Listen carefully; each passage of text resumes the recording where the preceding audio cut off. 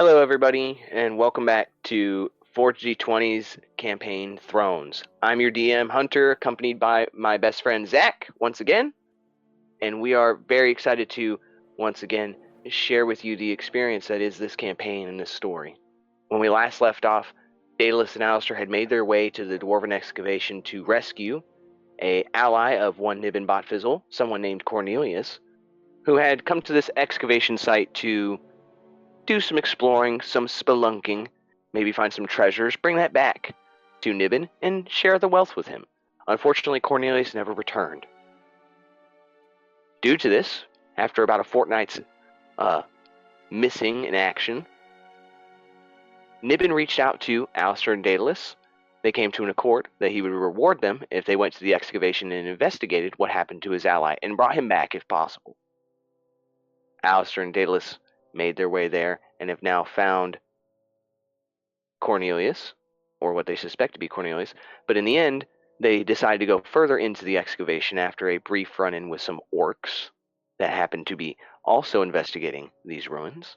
At the crux, or the precipice of this temple, they found a large offering, a tribute to this evil dwarven god of greed. Alistair decided to partake in this offering, take a little bit for himself. Maybe fill the coffers back at old Darkvale Manor when he returns home. And a price was paid. A basilisk that had been perhaps slumbering or awaiting a sign of life came shooting out of the ground beneath Alistair and Daedalus. Daedalus, with quick reaction, was able to avoid most of the damage. Alistair took the brunt of the impact, being launched across the room. A fight ensued, which ended with Alistair being petrified by the basilisk vision. Daedalus, after being left alone in this temple with a basilisk before him, Daedalus sprung into action, grappled with the creature, and was able to dislocate the creature's jaw with his bare hands after a very, very tough, dogfight, a wrestle match between him and this basilisk. Many rolls were had, but eventually, Daedalus ended up doing enough damage that the basilisk decided, I've had enough of this. This prey's a little bit too much for me, a little too feisty. I'm going to skedaddle out of here. After the basilisk retreated back underground, Daedalus quickly realized what had happened, that Alistair had been petrified, and what they suspect to be Cornelius, a small, fuzzy little statue, is also petrified by this basilisk at some point. Daedalus is grabbing both of them and is now currently leaving the excavation, trying to make his way back to Phandelin. And that is where we will pick up. So, Daedalus now sees before him the now ruined collapse of this temple. The canyon walls that the temple was built into began to shake, and they began to thunder as the stone cliffside began crumbling down, making entrance, or re-entrance rather, back into the temple impossible without major mining equipment. Daedalus, Alistair, and Cornelius are very lucky to get out with their lives. Well, Daedalus in particular, because he's not turned to stone in the moment. Daedalus gets to his feet and brushes himself off for a moment before looking at his close ally, and who he was charged with finding, Cornelius. Daedalus takes one look at Cornelius. He makes a comment to himself. All of this to find you. It better be worth it.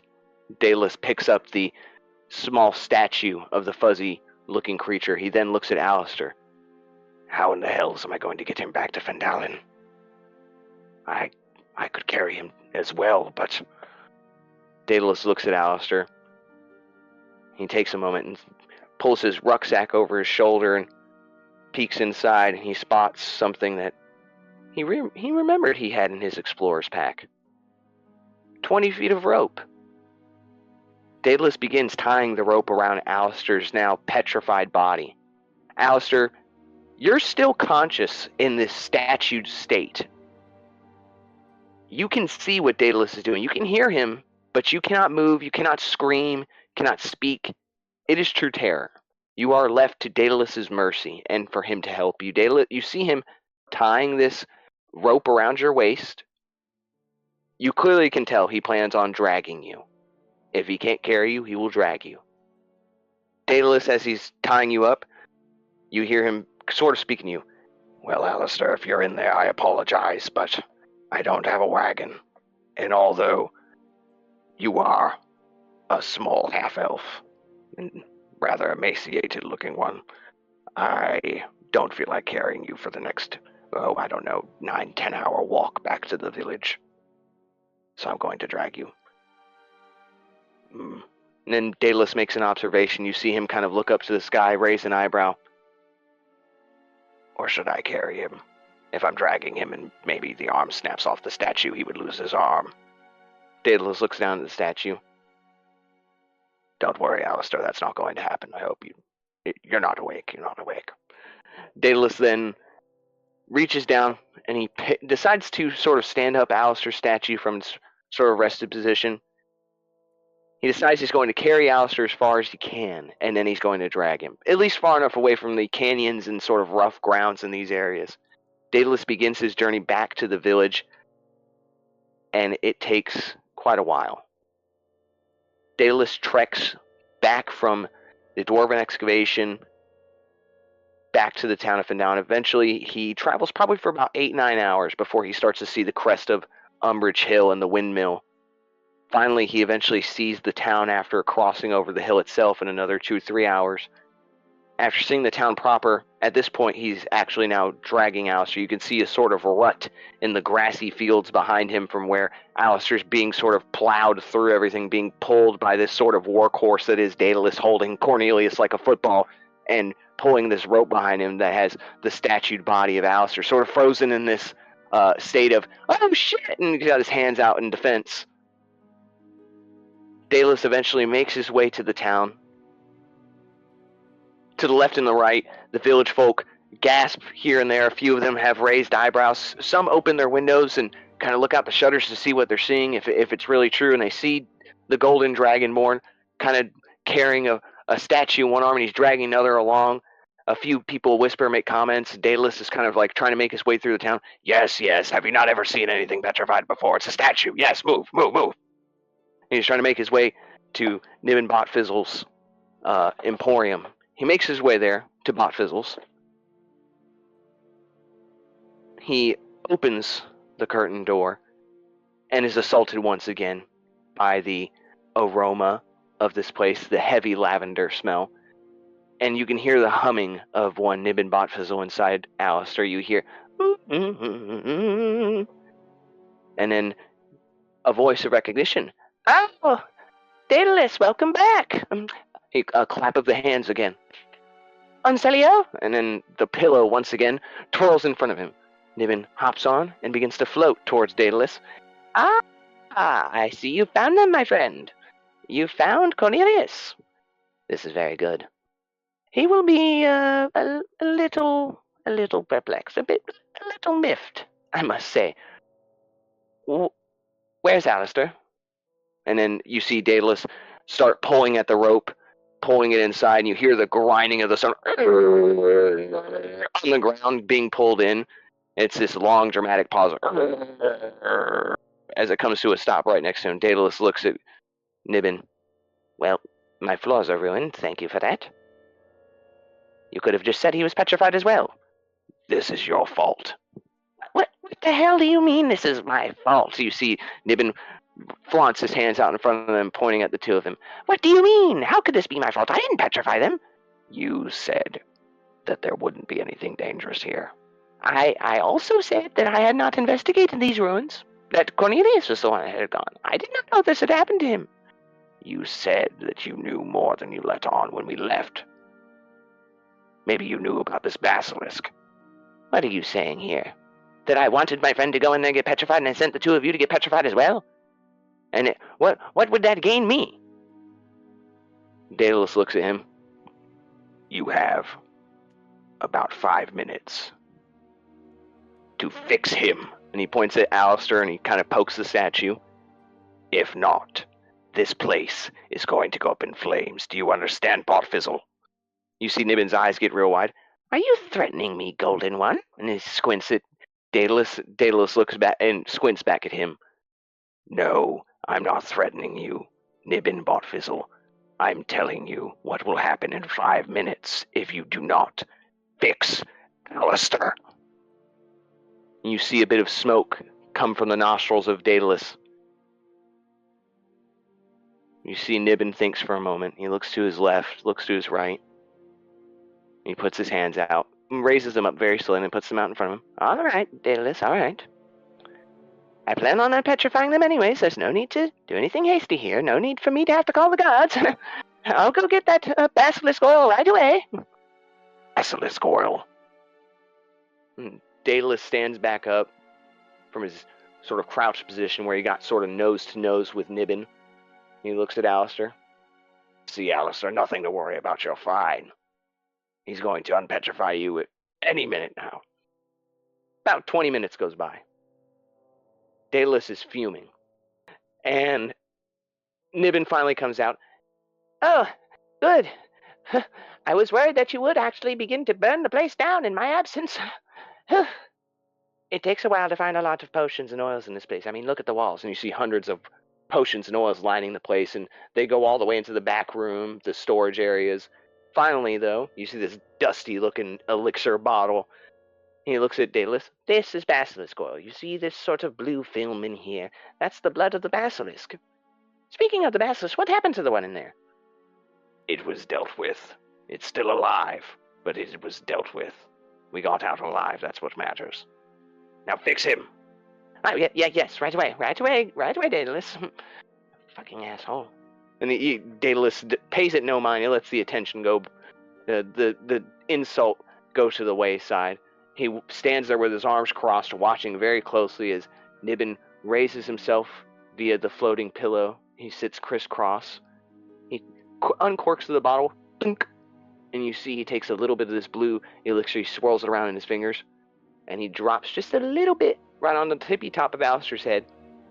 And Alistair, you begin to feel the stone turn to dust from the top of your head to the bottom of your feet. Very slowly, it begins sort of like cracking, chipping, and then turning to this sort of dirt material that begins to just kind of fade off of you in the breeze and the wind that is in the natural sort of air conditioning of this environment. And you are now unpetrified.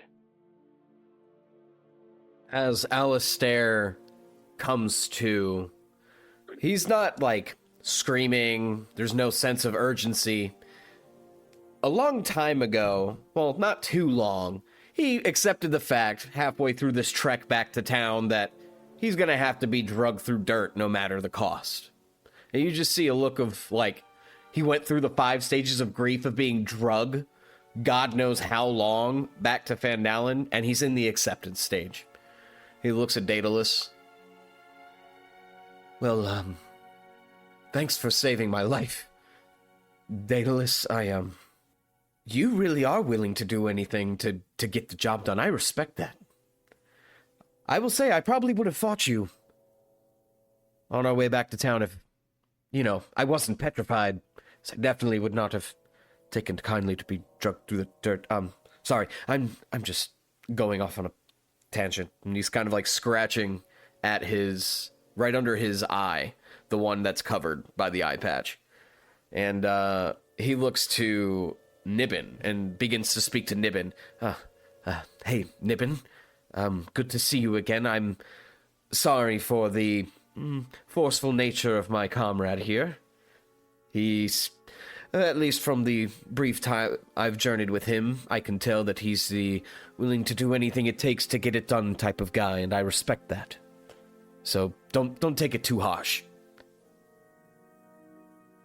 Nibbin looks at you. He looks down. He looks at you. He smiles and nods, but then he looks down towards your feet.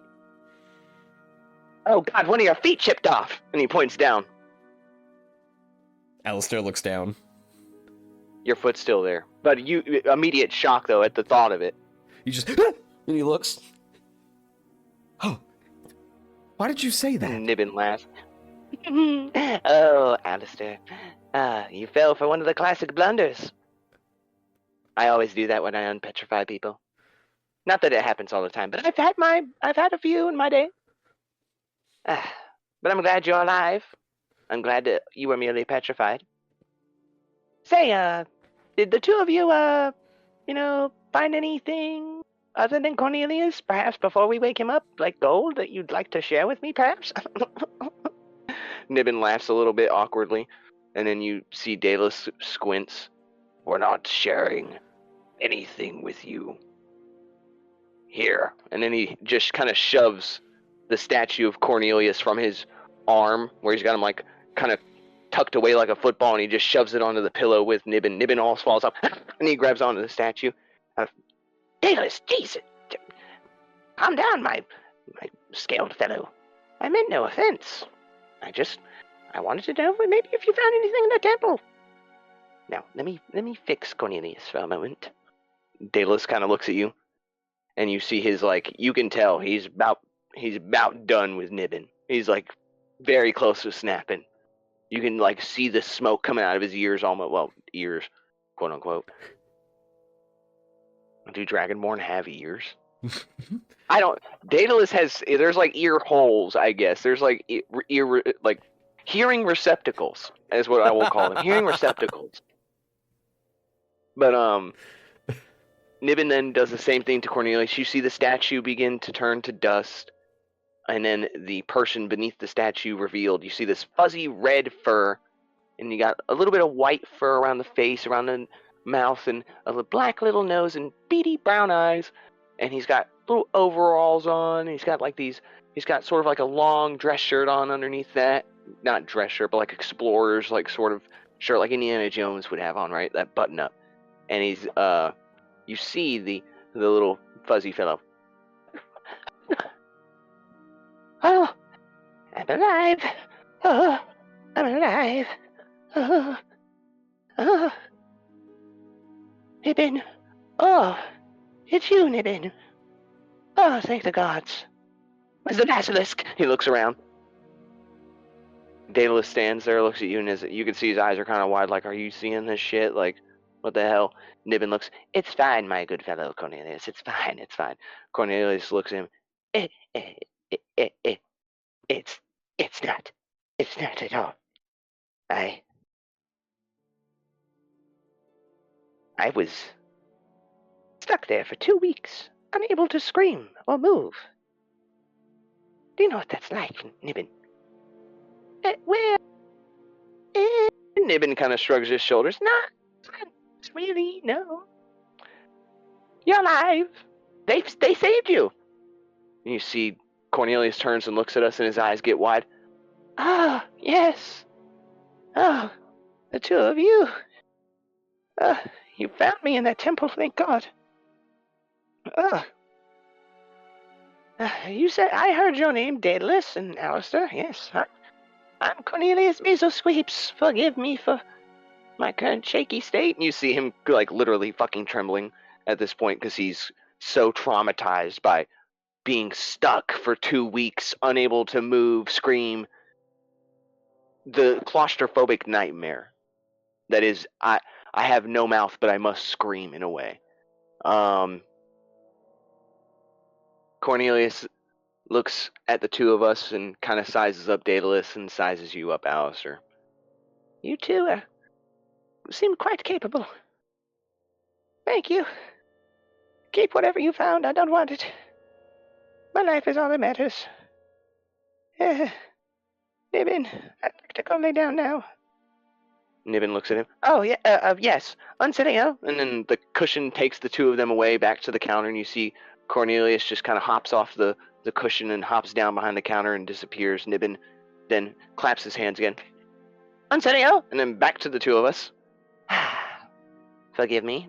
Cornelius is a bit of a mess right now, to be honest with you. Kind of, to be expected when you're petrified for 2 weeks. And you were only petrified for, 8 or 9 hours. I bet that was nightmare for you, huh? Alistair kind of scratches the back of his head a little bit, kind of like looking away.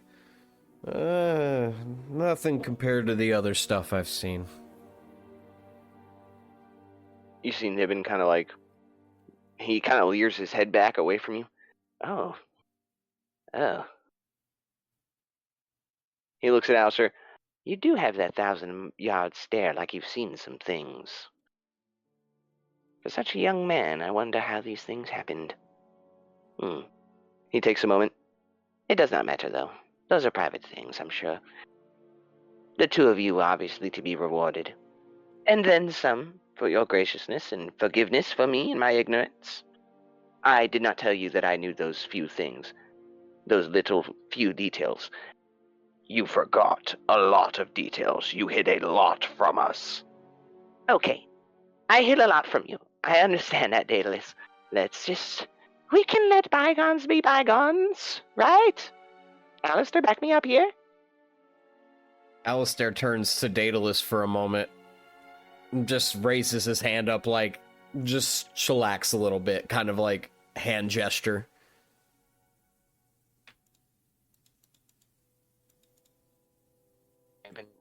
Looks at Daedalus, he goes, see, it's fine, Daedalus. Let me go get your reward. And he kind of floats off again and comes back mere moments later. Ah, here we are. Well, while you were gone, I went ahead and obtained your armor and your garments from the Lion Shield caster. The smith sends the regards. And I went ahead and made some alterations. I went and enchanted them a bit for you. You'll discover that yourself in time. But here are your belongings from the Lion Shield caster, and you see he brings out from this sort of it's a book bag he's got with him, this satchel, right? But he reaches in, and when you reach in, you get a peek in the bag, and you don't see anything in the bag. But when he reaches in, he pulls out your entire outfit that you sent to the Lion Shield caster to be tailored. Ah, your regal attire, my good man. He reaches out and kind of hands it to you while it's neatly folded. Alistair looks at it for a moment, seeing the complete color change from the obsidian black that he once wore when Daedalus first found him, and sees this midnight blue, beautiful cloak with golden filigree trimming, just like what's on his eye patch, as he smiles a bit, throws it over his long-sleeved black shirt that he wears, looking like a new man. And he kind of... There's this aura of confidence about him now. There's just this little gesture has had a big impact on him, and he just can't stop smiling. Daedalus notices this, and you see Daedalus kind of nudges you in the shoulder to turn. And as you turn, he kind of looks at you with the jacket on. He grabs the collar of it and like tightens it, brushes it up or whatever, and makes it look, proper and brimmed. He looks at you. Midnight blue, a good choice. He looks over at Nibbin. And my armor. And then Nibbin goes, oh yes, of course. You look great, Alistair. And he says as he reaches into the bag. Alistair and he chuckles. pulls out Daedalus's plate mail. Daedalus reaches out, grabs it from Nibbin, paying him no mind. He looks at the plate mail for a moment.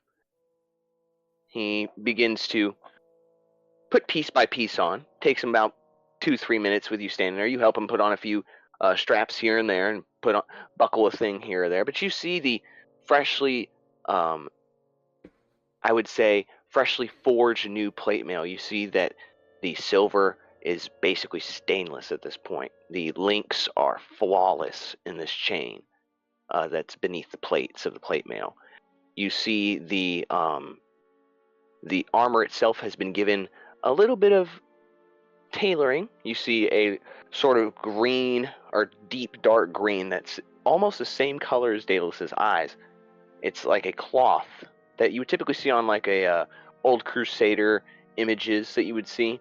You see this large cloth that runs down the center of his chest, down between his legs, sort of hanging down, and you see it also matches in the back, and this is dark green color with a little bit of golden filigree here and there. And you see Daedalus kind of brandishes this on. He looks at himself down and up. It fits well. I've never had armor that fits this good. And you see him roll his shoulders and roll his arms. You see him kind of move his legs, picks them up, kind of stretches them out. Wow, this is flexible. This is what it's like to have armor that fits you. Nibbin looks at him. Yes, it is, fitting. It's not as dashing as Alistair's, but it'll do the job, I suppose. You won't get hurt when you get hit now. Daedalus looks at him. You see this kind of look at him, like in his eyes of like annoyance. And look good. Say it. And then Nibbin looks at him. What? Say, I look nice in this new armor. You complimented Alistair. Compliment me, too. And then Nibbin looks at him. You look nice, Daedalus, Nibbin says very calmly and sort of cringes as he says it. Daedalus looks at him. Yeah, you're lying to me. Never mind. He looks at Alistair. What do you think, Alistair? Does it look all right? Alistair strokes his chin for a moment, squints his eyes, kind of checking Daedalus up and down. He locks eyes with him. This eye contact that Alistair's giving him is piercing, as if the words that he's about to speak are striking so true. And he speaks. You look like a knight, my friend. You see Daedalus kind of, at first he's kind of smirking, like as he asks, like, what do you think, because he obviously knows I look like I got playmail on, I look fine. But he's just trying to give Nibbin a hard time, not really making anything of it, so he's just messing around. But as you say this, his eyes widen for a second, and the smirk turns to like almost a shock, but then an affectionate smile. He says, he kind of nods his head. Well, if I look the part, then maybe one day I will be one. They always say, dress for the job you want, not the job you have. I think I look the part, too. And then Nibbin sits there. Yes, what Alistair said. Yes, what Alistair said. He's right. Daedalus looks at him, and he just kind of groans. And then Daedalus turns and looks at you. And what about the rest of our reward, Botfizzle? Yes. Forgive me. This is the part I don't like. He reaches into his pocket, the same satchel, and you see him pull out an even, like, in that sort of proverbial blackened abyss within that satchel, he pulls out a small bag, a little coin purse. He reaches it out. He's looking away. He's got his left hand out. Take it before I change my mind. Please, take it. Do you take it? Hell yeah. So you reach out and you grab this coin purse and you very quickly just reach out and snatch it from Nibbin. You open this sort of velvet-colored pouch via the strings that kind of pull apart, and you look inside. And just like in the old cartoons, like a proverbial sort of silver light comes out and hits you in the eyes, and you're like, you hear the heavens gates open. Oh! And as you look inside, you see, and you may want to take a note of it, you see in this pouch 25 pieces of platinum, and you see an additional 7 gold, 14 silver, and 21 copper.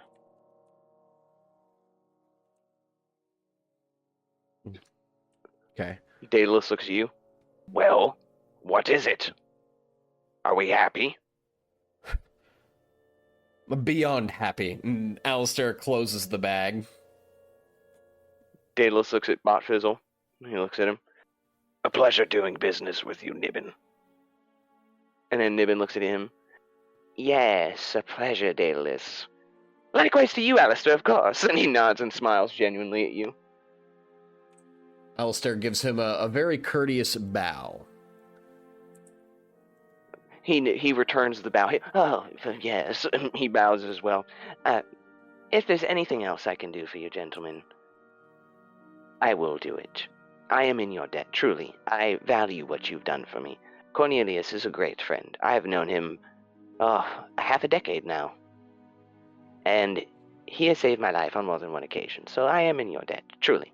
And forgive me for my dubious ways. I cannot change who I am.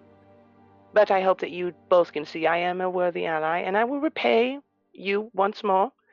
As we discussed before, I can find a way for the two of you to get into the city of Waterdeep.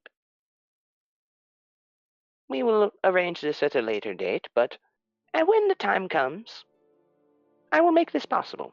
Just give me some time to get Cornelius in a better state, and then maybe we can work something out. How's that sound? I'd say that's fair. Daedalus, do you agree to these terms? Daedalus kind of turns his head to the side, looks at Nibbin. I think we can trust Bartfizzle from now on. You have a deal, Bartfizzle. Nibbin, kind of shocked. You can trust me? Yes, of course you can trust me. I mean, what? Thank you. Yes, deal.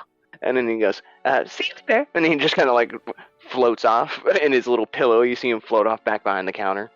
Daedalus kind of stands there for a moment, and then he looks at you, and he looks back over, and then like a small pause happens, and then you hear from behind the counter, you can leave now. Daedalus kind of chuckles, and he looks at you, let's get the hell out of here. Alistair nods, waving one more time to Nibbin before he leaves the establishment and walks out. Now, Alistair, when he came into town, saw all the people were kind of congregating, and he's trying to see, peek out there first to make sure that there's not a shit ton of people out there still. Oh, well, you peek your head out, and you look out into the town, and no, you don't see anybody's out there waiting for you. You see people have gone back to their business, and the only thing you see is the rut in the ground that kind of walks in the central pathway, and then you see the broken boards of the stairs from where you were literally pulled through them by Daedalus. Well, I hope I never have to endure that again. That was terrible. Daedalus looks at you. Yeah, imagine being the one pulling the 500-pound statue behind them. Well, that takes quite a feat of strength, Daedalus. Tell me, do you have some sort of routine that you follow? Well, besides, the adventuring thing and, having to fend for myself out in the wilderness, I do, when the downtime is there, indulge in some physical activity, some fitness, as some would say. More so, I practice my technique. I do a lot of shadow work with the blade, trying to work through scenarios in combat that may have happened or may happen, and how I would handle them or handle them better. Maybe when we get to a nice little place to rest, you can show me a thing or two, finally. Daedalus nods. Yes, and it would be good to put this armor through the paces. That sounds good. Come on.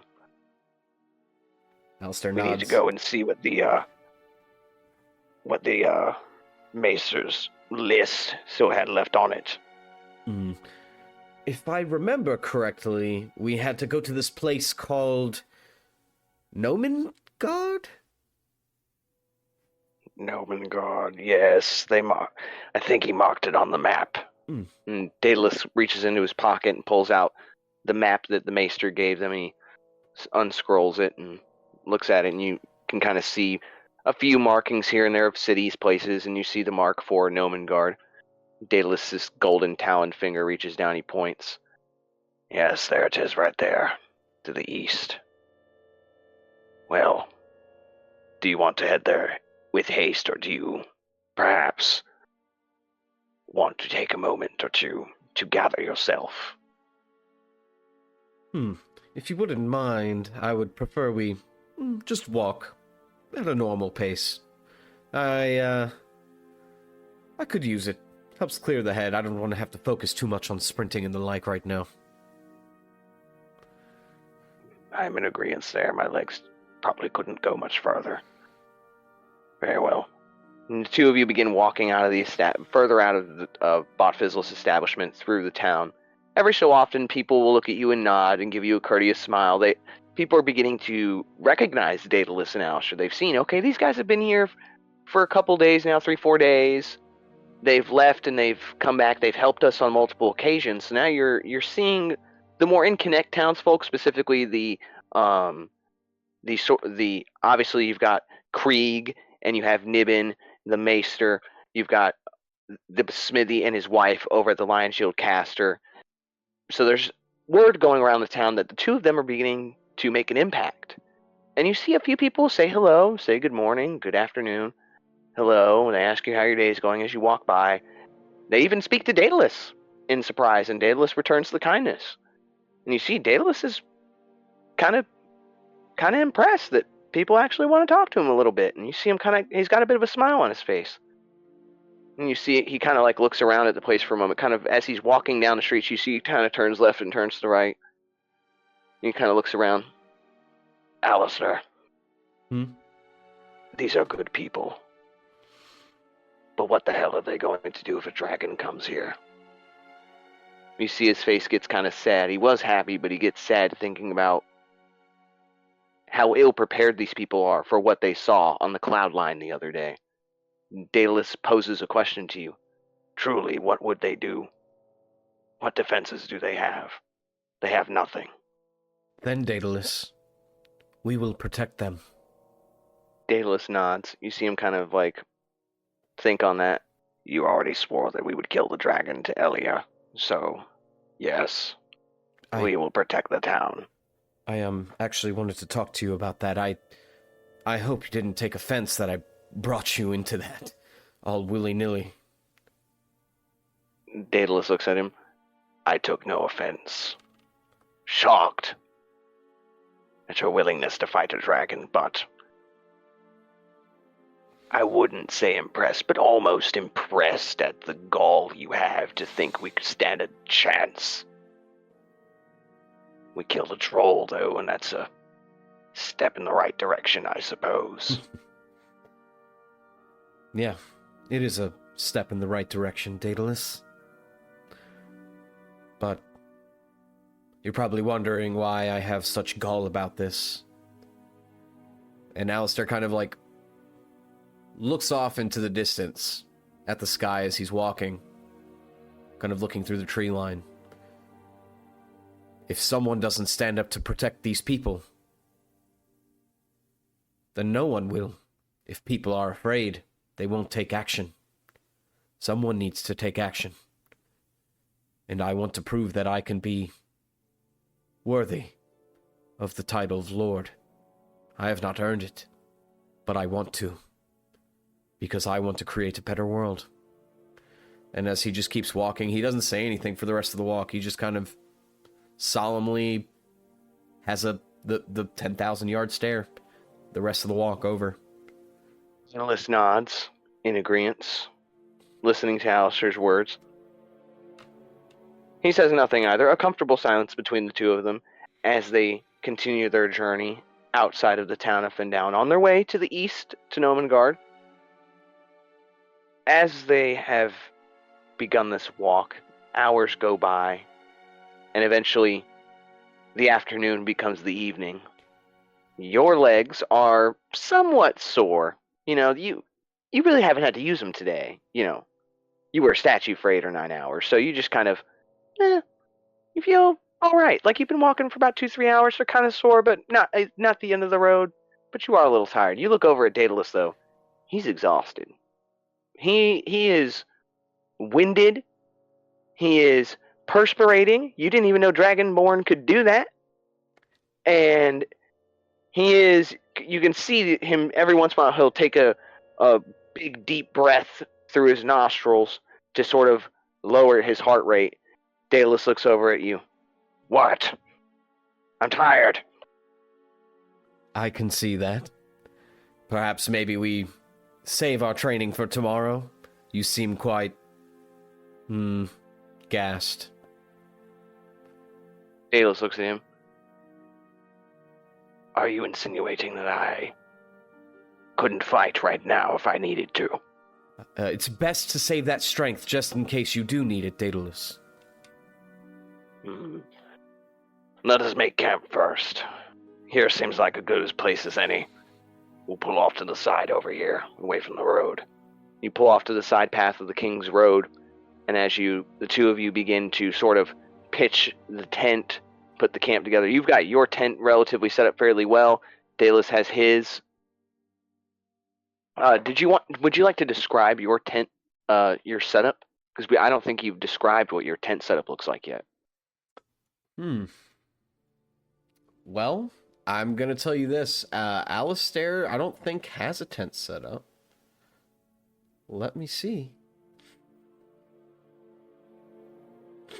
Take your time to think. If you need to think, say, let's take a moment and think on it, and I'll go smoke a cigarette while you think. So, I know how this is gonna go. So, Alistair doesn't have any pack on him. No explorer's pack. Okay. No bedroll.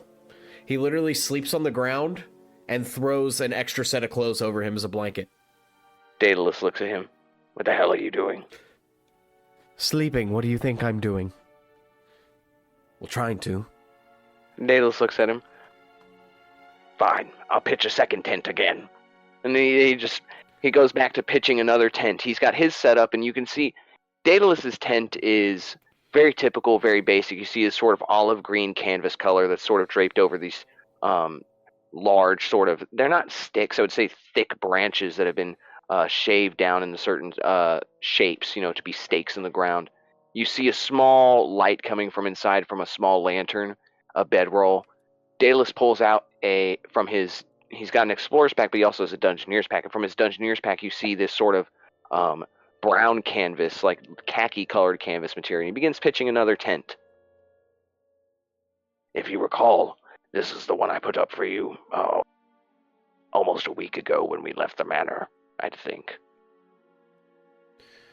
I forgot we had that. Well, that's because it's mine, and we haven't had to use it, and you were basically concussed as well. I mean, I was concussed, but they're mine, so I wouldn't forget. Daedalus says he's pitching this tent. He looks at Alistair. You can have this one for now. And he takes the rest of his belongings from the Dungeoneer's pack and puts it in his Explorer's pack. But when we get to Waterdeep or back to Phandelin, wherever the hell we go first, you get your own.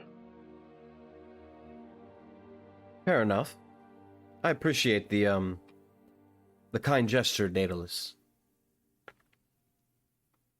Considering, we did just get paid a whole lot of money.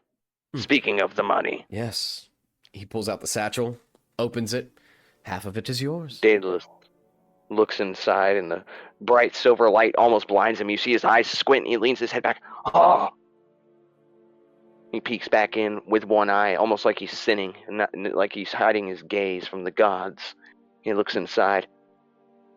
By the 9, I've never seen so much wealth. And this is only the beginning. Platinum. Daedalus kind of wipes some sweat from his brow line. Very well. And he takes his half of the coins. You see Daedalus walks over to his tent, and at this point Daedalus has removed his plate armor again, but you see he pulls out his sickle from his bag in the tent. And he looks at you. Grab your blade. Alistair raises an eyebrow. My blade? You wanted to train. You wanted to be taught what skills I have. Alistair sighs and grabs his rapier. Well, I was trying to have us save our energy in case we needed it, but I guess the thrill of death is what's going to keep us alive if that actually happens. Daedalus nods. Survival is what matters. Remember that. And then Daedalus, he waits for you to approach. You get about 10 feet away, and he raises a taloned finger, as if to tell you to stop. Ready yourself. And he waits for you to get in sort of a ready stance. Describe that for me. How you would hold the blade, how you look. Okay. So in this moment, Alistair is going to have his left foot forward, his right foot back, perfect base.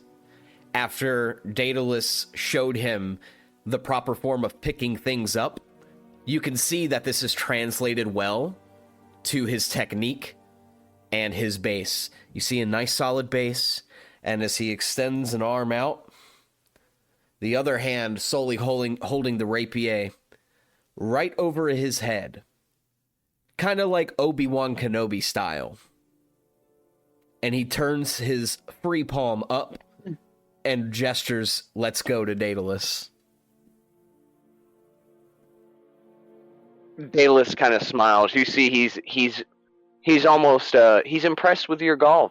Just to say it again, he there's one thing that Alistair is, and Daedalus knows this inside.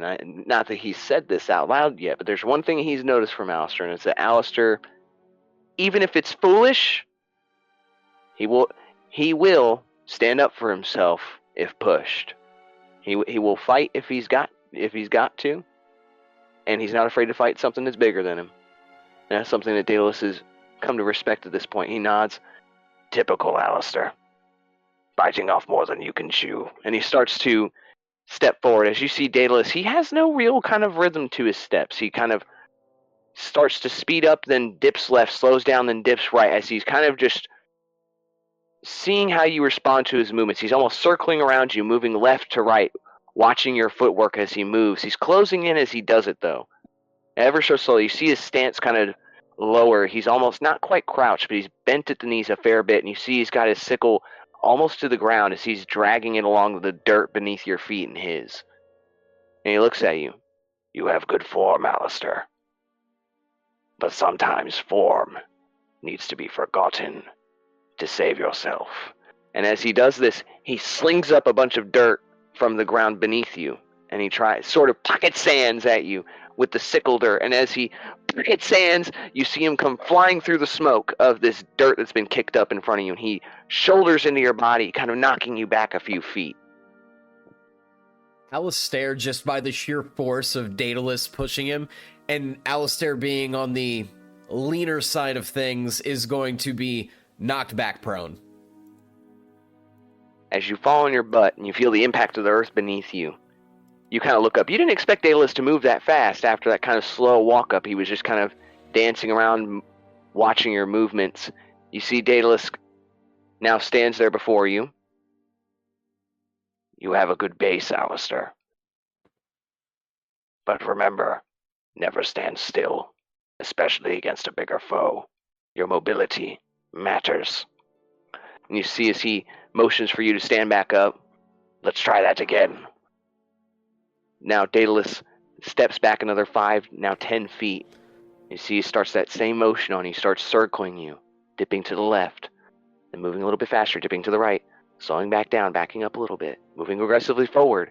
And then this time he jumps up, and he rings the sickle up and arcs it down right where you're standing. He is not holding back.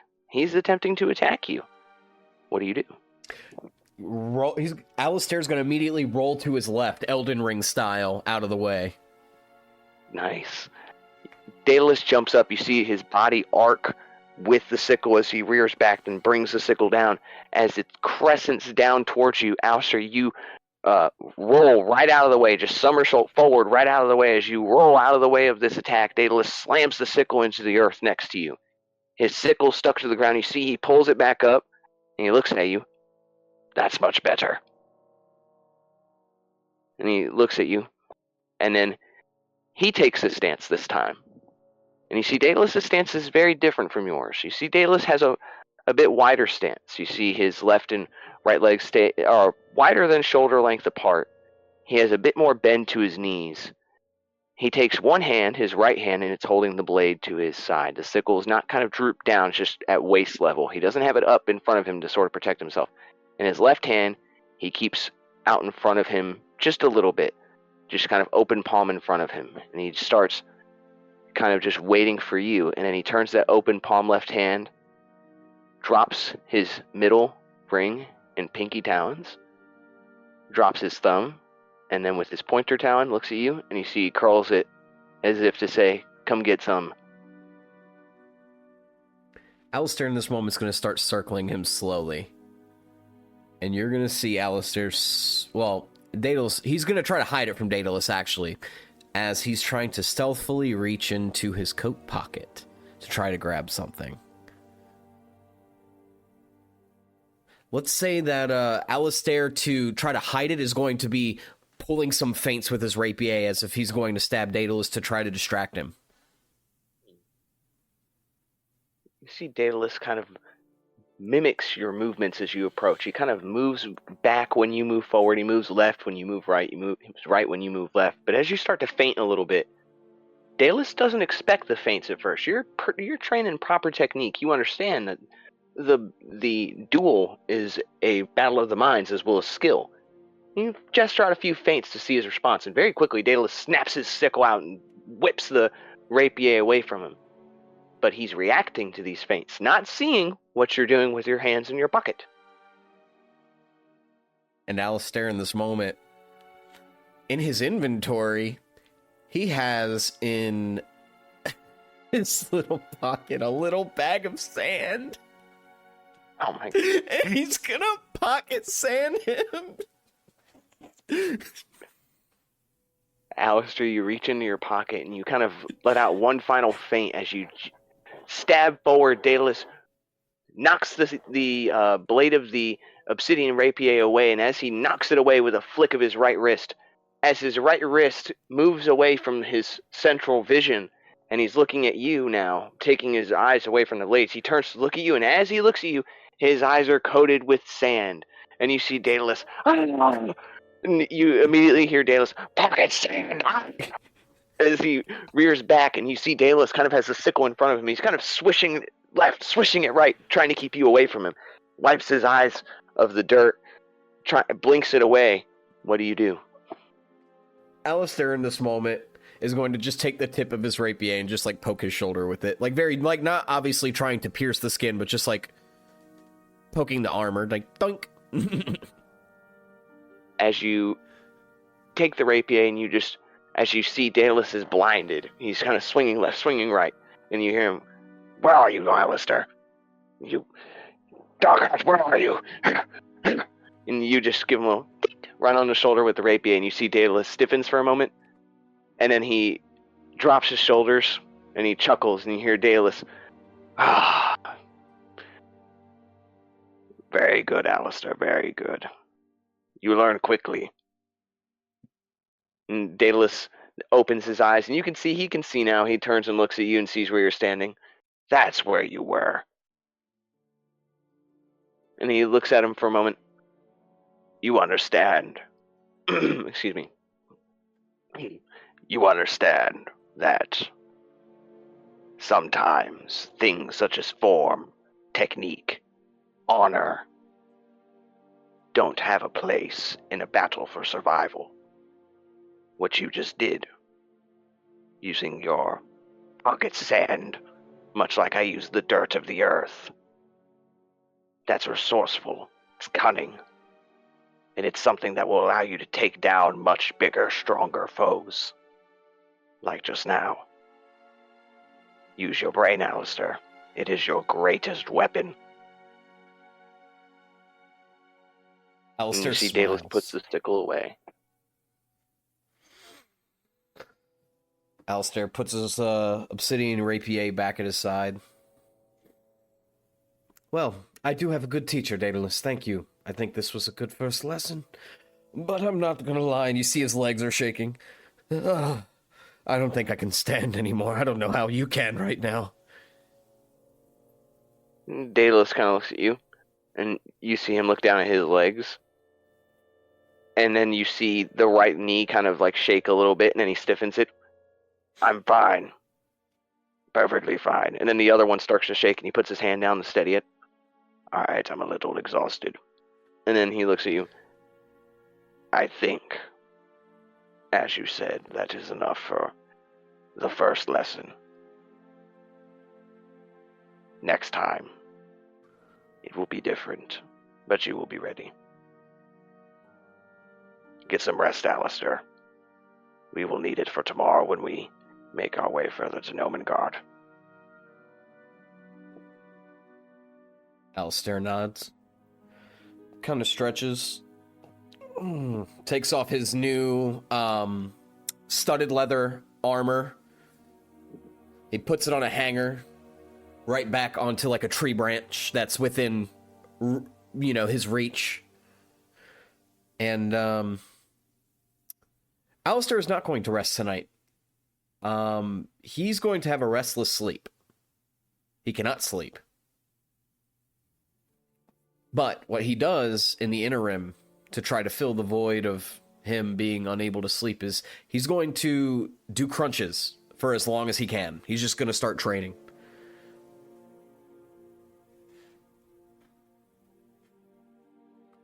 Very well.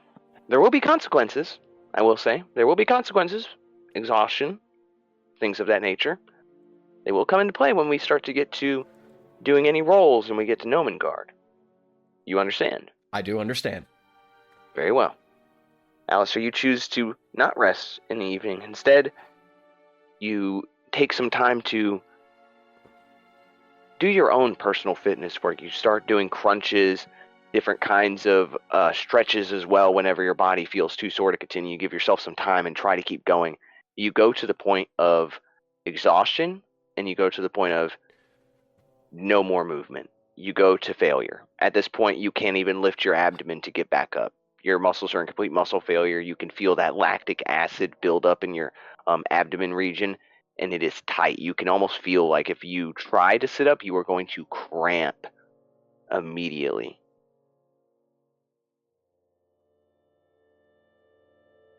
As the night continues and you continue to sort of nurse your way through the evening's workout, night begins to turn to day, but as the night goes on, you get this feeling at the back of your neck. A cold wind echoes through the air, and you can feel this breeze, and it hits you. And it's not like the icy wind of a dragon, no. You feel this sort of ephemeral weight to this breeze, almost like a fog has rolled in around you. And it coalesces near the side of your face, and you hear a few whispers, indistinguishable their language, but you just hear this, and you can't quite make out the words, but they don't sound kind. These are whispers that you've heard before in the infernal tongue. You thought these whispers gone once you left the manor, but they've come back to you. And you remember these whispers were always the herald of an arrival of someone or something very, very important to you. By choice or by necessity, who knows? But you know this being. You await its arrival. Hours go by. Eventually, the feeling of tension, it never really goes away, but you allow yourself to kind of ease for a moment. And you realize this was a warning. You didn't escape. Just because you've left the manor does not mean you've left your past and the devils behind. They're coming. And they found you.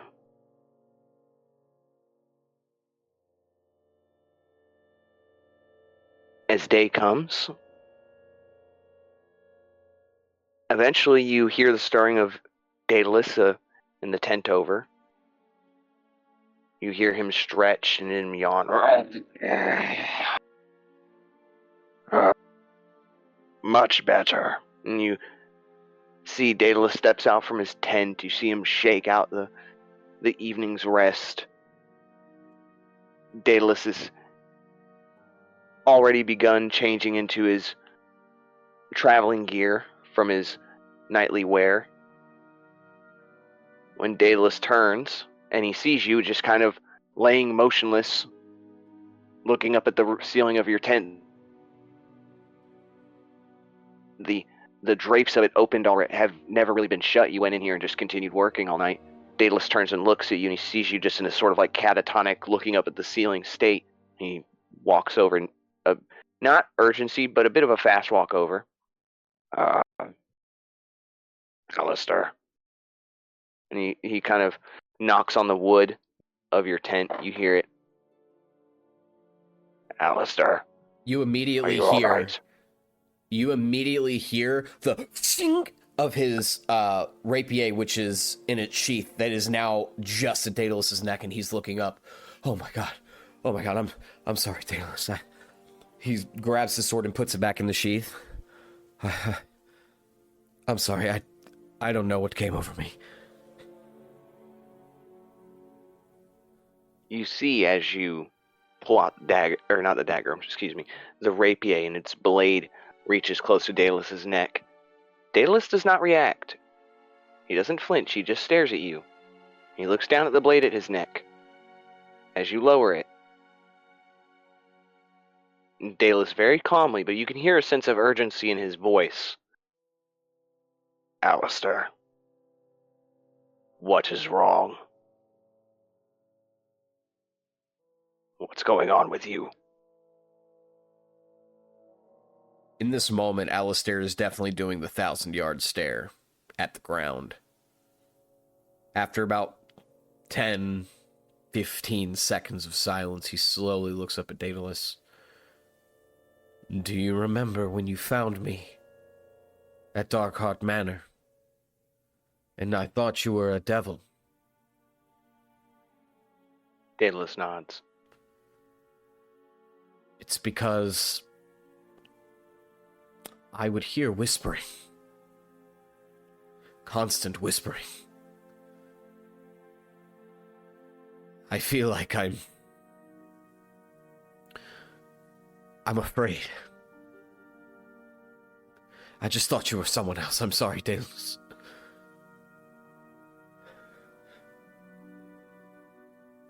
It's all right, Alistair. I live. And Daedalus kind of smiles.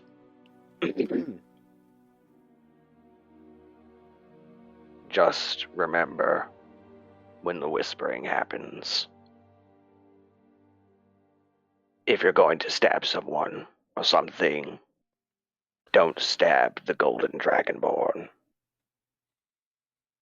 And on a more serious note, Daedalus kind of approaches you and places a hand on your shoulder. Whatever is going on with you, whatever whispering this is, whatever is causing it, after we deal with the dragon, we will deal with it. Whatever is wrong, whatever is going on with you is linked to your family. I just can't shake this feeling. But we will make it right.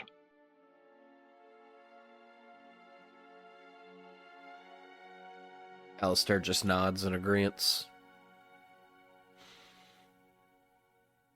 Take your time, but when you're ready, we must go to Nomengard. I will pack the tents. Take your time, Alistair. Gather yourself. Daedalus stands. He nods as he walks away, and you can hear him begin to pack the tents as you sit and reflect on what you have experienced.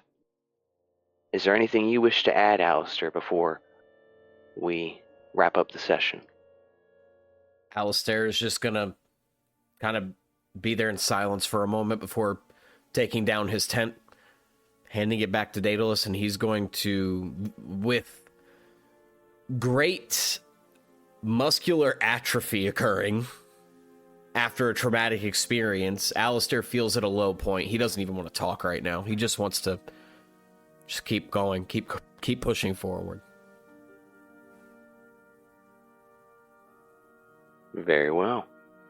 As you kind of sit for a few moments to gather yourself, the 1,000-yard stare not leaving you.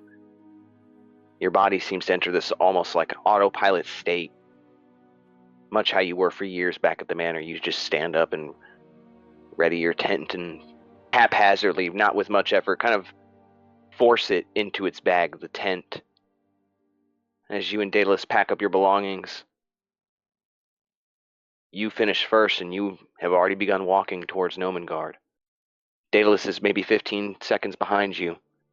He says nothing. He can tell that the distance between the two of you is on purpose. You walk ahead.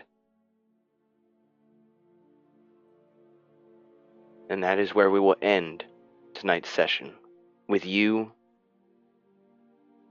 walking towards Nomengard, Daedalus a few steps behind, you in a state of shock and Daedalus in a state of bewilderment as to what is wrong and what is going on with you.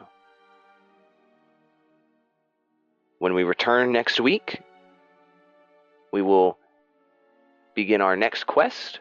We will enter the gnomish village town of Nomengard, where our two heroes will sort of do some sleuthing and have some interesting banter and meet a very interesting and different culture in Nomengard and these people. But that's it for today. I do want to say thank you all for listening. Thank you for your time. I really appreciate all the listens. We have had some pretty recognizable growth, and I just want to say thank you guys so much for listening every episode. It really means a lot to us. I can't say enough how many times I've sat down and looked at some numbers, or Zach's told me and informed me about the numbers, and I've just been very shocked and very humbled, and I'm very happy to say thank you guys so much for listening. I know a lot of it's friends and family and things like that right now, but it means a lot to us. I can't say enough how much it means to us to share this story and this experience with y'all, and I hope that you guys are all enjoying it as much as us. And once again, I do want to say, make sure to reach out to us on our social media platforms, Instagram, Facebook.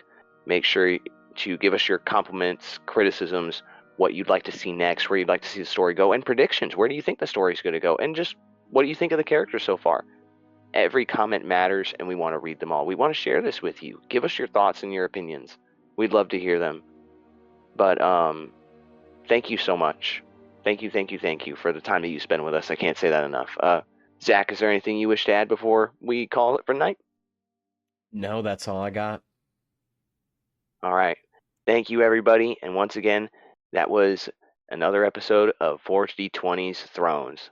Y'all have a great night. Bye-bye. Oh, wait, before I say bye-bye, I'm so sorry. Zach, you may have to edit this in. I do want to say special shout-out to our patrons, Melanie Droz and Melanie Cocciolone. I love Mel, you love Mela, I love Mela, but platonically, and you love Mel platonically. We love you guys. You guys are awesome. We appreciate your patronage and the dedication and support the two of you give us so that we can kind of pursue our passions and our dreams. We love you both so very much, so thank you guys. Love you guys. Take it easy. Take it easy.